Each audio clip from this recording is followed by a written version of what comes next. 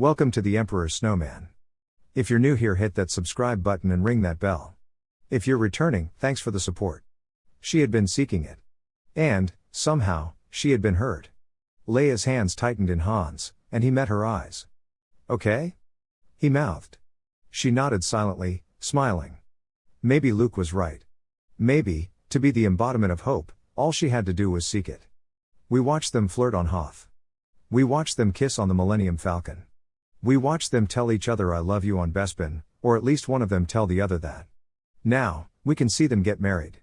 In the new Star Wars novel The Princess and the Scoundrel, written by Beth Revis and out today, readers travel with Han Solo and Princess Leia Organa to the forest moon of Endor, where the scoundrel in question pops the question, leading to, with apologies to Anakin and Padme, the most famous wedding to take place in a galaxy far, far away.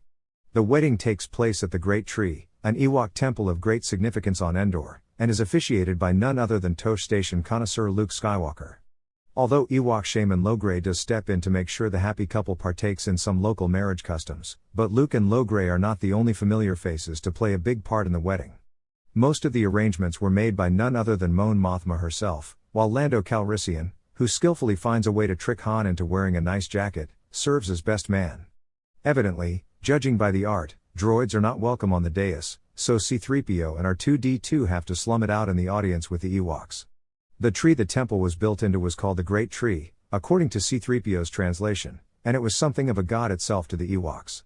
The Great Tree is a part of their origin mythology, C-3PO had explained when Han and Chewie had arrived there that morning. It gives life and connects them to their land. They say the roots of all the trees in the forest intertwine with the Great Tree's roots. Each tree on the entire moon is both a unique individual and a part of the Great Tree. C-3PO had seemed to consider his translation for a moment. It is rather confusing, he allowed. But it made for a great spot to get married, Han had to admit. Separated from the main village, the Great Tree had an air of solemnity to it that didn't really exist anywhere else on the forest moon. And the Ewoks had outdone themselves in decorations. Flower garlands wove around the entire outer perimeter of the temple built high into the Great Tree. C-3PO had tried to explain what each flower symbolized, but Han hadn't even known how to distinguish the different varieties, much less that the yellow bloom wrapped around the pink one was supposed to be a blessing of the forest for many children. Or much food. One of those. C-3PO wasn't exactly clear on the distinctions. But the furballs really had gone above and beyond, tucking tight little buds of flowers between each rung of the ladder Han had climbed to get to the temple. And it was even better inside. Not only was the temple the biggest building in the entire village, it incorporated the Great Tree into its design.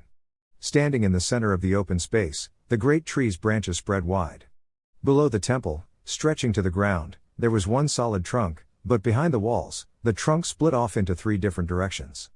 Han wasn't sure if the tree had grown like that naturally or if some patient Ewok had bent the branches to form the interlacing design. The 3 different splits curved around, intertwining and creating a hollow space in the middle of the trunk before they shot off in 3 different directions, forming the main beams that supported the temple's roof. Luke looked between Han and Leia at the crowd gathered in the temple, then turned to Leia.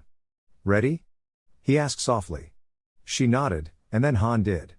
Luke started speaking. His words were soft, but everyone in the temple heard him.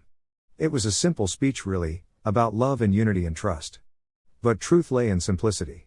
He spoke sincerely, and Leia felt everything fade away as her brother's words wrapped around her and Han, a comforting promise that they, all of them, were a family, and that this moment would last well beyond this day. "When I saw Leia for the first time, she spoke of hope," Luke said. "And that is what she has always embodied for me." Leia almost laughed aloud. That message had been sent to Obi-Wan, a formal, yet desperate, call into the void that she had no idea her long-lost twin brother would find. He labeled her the symbol of hope? No, she did not embody it. Hope you enjoyed this video.